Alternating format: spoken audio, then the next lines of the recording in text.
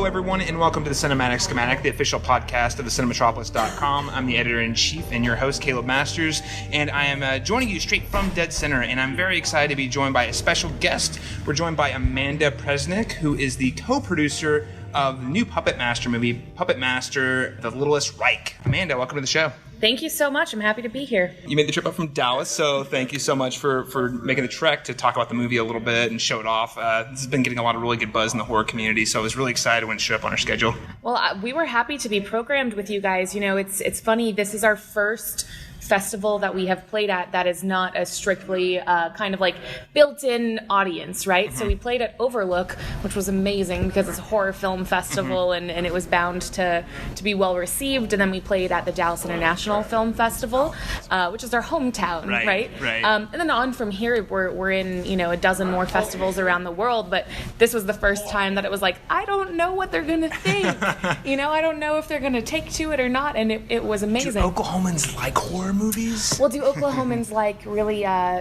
politically incorrect humor and horror movies? And the answer is yes. I'm here to tell you. I had the pleasure of sitting in the first screening you guys did last night, and it was something else, man. Once you get to the puppets start coming to life, we get to that portion of the movie, after the first act, it really took off. And I literally visually screamed out loud a couple times. I was like, wow, you guys got crazy creative with the deaths.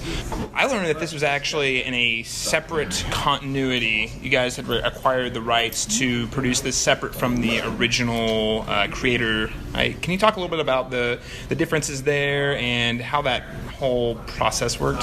Yeah, so Dallas Saunier, the producer on the movie and CEO of Cinestate and Fangoria, he befriended Charles Band, and as they got to know each other, Dallas said to him basically, I want to make a Puppet Master movie. Are you open to that?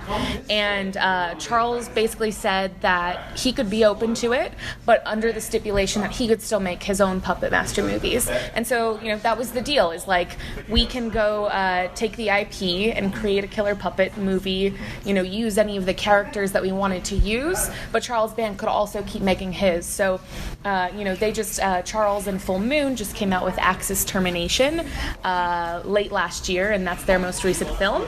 And now Puppet Master The Littlest Reich is coming out, but it's not a follow-up in any way. It really is a reboot and a refreshing of the idea of killer puppets. It's a new story written by S. Craig Zoller now, and he's kind of reinvented the whole narrative. Yeah, it's very cool. That was one thing I noticed. The film opens with a flashback, kind of reestablishing for fans, people or viewers who may not have seen the original, or for people like me who haven't seen one in a couple of years. It was like, oh yeah, this is the premise. Let's get it rolling. Okay, and I feel like it was a really great way to make it accessible for a lot of folks. How did you decide which of the classic puppets to bring back? Because I know there's always a huge number to choose from. Yeah, so like I said, S. Craig Zoller wrote the script, and he just had a heyday with it. He picked a couple of the classic favorites to bring back, like Blade and Torch and Pinhead, really those classics. And then he just, his imagination, he invented, I think it's 4 or 5 new ones. There's a big handful of new puppets in there. And, certainly we've been asked what happened to Leech Woman and will Six Shooter come back? And I can't say for certain one way or the other, but I don't see why not. There's plenty of time to have a whole plethora of killer puppets. Right. Well, that's really the cool opportunity you guys have presented, since you're kind of creating this fresh universe, is you have an entire like 10 or 11 or 12 movies to draw inspirations from and puppet designs from. That's really cool. One thing that was really noticeable to me was that this film, the deaths were incredibly creative. How did you guys come up with such grisly deaths? Was this something that happened in the writing process or during production? How'd that work? It's a little bit of both. So the screenplay, as written by Zoller, is incredibly gory. If you're familiar with any of his work, like Bone Tomahawk and Brawl in Cell Block 99, nobody's pulling any punches in those movies. They're very visceral. And so the script for Puppet Master The Littlest Reich was the same way. And then we brought Tate Steinsick on board to design the puppets and the gore effects. And so, he and Zoller and our commitment to making everything very practical and very inventive is what you're seeing on screen. There's a couple deaths in particular which I don't want to give away specifically, but, I remember sitting in a room at one point with Tate and Zoller, and it's like 2 a.m, and we're in an editing room, and Zoller pitched one of them that we were going to add to the movie, and he goes, "What if we did this to a woman?" And I was like, "No, yeah, but no." And he was like, "Yeah, no, that's what we're going to do." And I was like, well, this is going to be, that thing that I look in the mirror every morning and question myself about. So, I think I'm pretty sure I know which death you're referencing, and yeah, I don't think I'm going to forget that one. It was the most visceral reaction I've had to a death in a horror movie in a long time, and I feel like I've got a pretty strong, constitution for gore. Another thing that you guys were able to take some liberties with is creating like a kind of mixing an old score with a new score. Like, what was that process like? Yeah, so we brought on Fabio Frizzi to compose a wholly original score for the movie, really drawing on his style and influence with the 70s kind of horror score and his background, and so he composed the entire thing.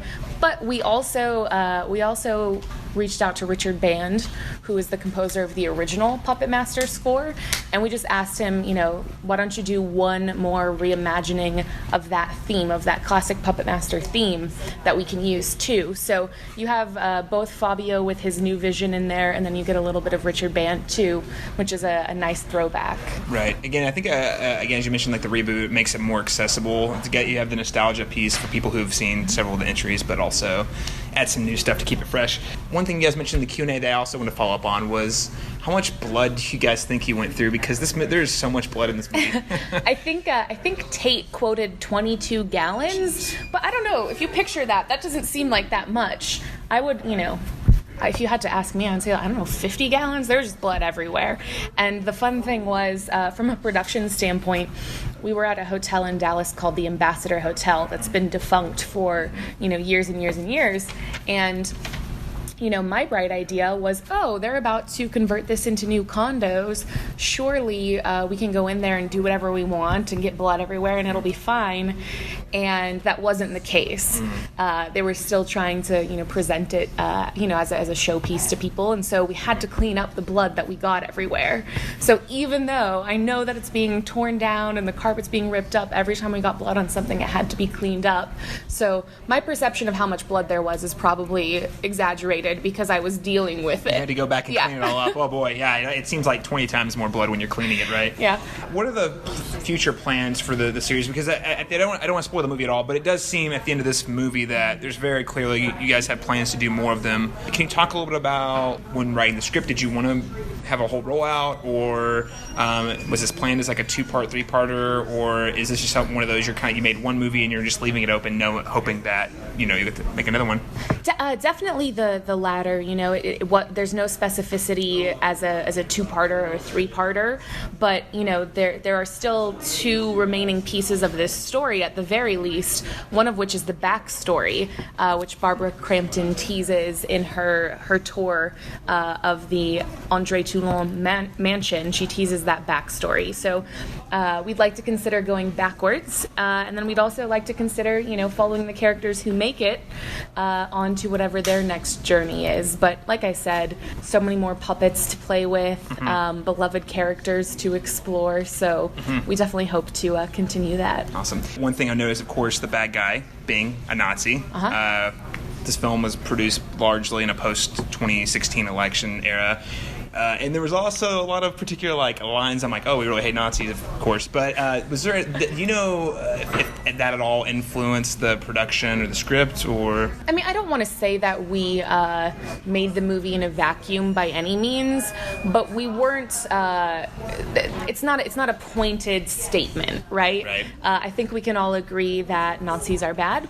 I think we can all agree that hate crimes are bad. But I also think that everybody can agree that killer puppet movies are fun. So, that's kind of our angle. Right. Look, horror film has always been a reflection of some of those really, really, really difficult things to talk about. And so the timing of it coming out reflects what people want it to reflect and what's going on right now. And so, yeah, sure, it's a conversation starter. Sure. Awesome. So what are the plans to have this, once you guys wrap up the festival circuit, what are your plans for release? Yeah, so it'll come out in the U.S. on August 17th. It'll have a theatrical run and come out on VOD. And then a DVD release should follow sometime in October. We have the soundtrack coming out on August 10th. And we'll also have our first issue of the new Fangoria magazine coming out in October. So I think fans can really look forward to a lot of goodies here in a couple of months. And congratulations on the magazine, by the way. That's very exciting to see Fangoria get another push back into the spotlight. Thank you so much. Yeah, Dallas is definitely the right guy to do it, and it's seeing behind the scenes what he's up to and what the team is up to is really fantastic. And Phil Noble has been amazing, and Jess, our associate publisher, they're really putting something special together. Awesome. Well, Amanda, hey, thank you so much for joining the Cinematic Schematic today. If there's any of our listeners out there want to follow you guys, either you or the film online, is there any particular channels they should follow? Yeah, if you guys check us out on Twitter, we're at Cinestatement and at Fangoria. We're also on Facebook with Cinestatement, and I personally am just at Amanda Presmyk on Twitter, and we're always teasing a little bit of what's coming, so we'd love for you to follow us. Thanks for joining us today. Absolutely, thank you. If you're at home and listening, make sure to stay tuned to thecinematropolis.com for even more Dead Center coverage, including filmmaker interviews, film reviews, and more. You can check out the website or follow us on social media on Facebook at facebook.com/thecinematropolis or on Twitter and Instagram at thecinematrop. Thank you so much for tuning into this special Dead Center edition of the podcast, and we'll catch you back on the Cinematic Schematic again with more interviews next time.